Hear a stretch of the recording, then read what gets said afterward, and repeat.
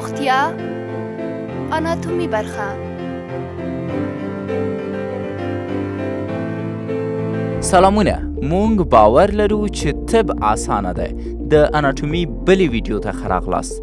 نن د نیوروواسکولیټر آف ډارسل ټرانک اینډ نیک په اړه غږیږو.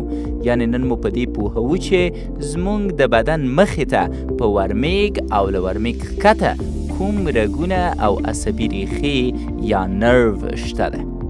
د انسان د شا په څیر د انسان مخې ته هم رګونه او عصبي ریښې پرتې دي.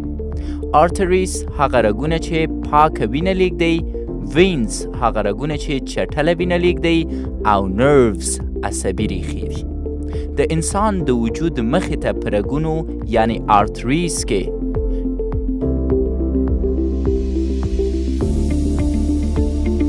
internal thoracic, lateral thoracic, anterior, intercostal, superior epigastric and inferior epigastric رګونه پراته دي.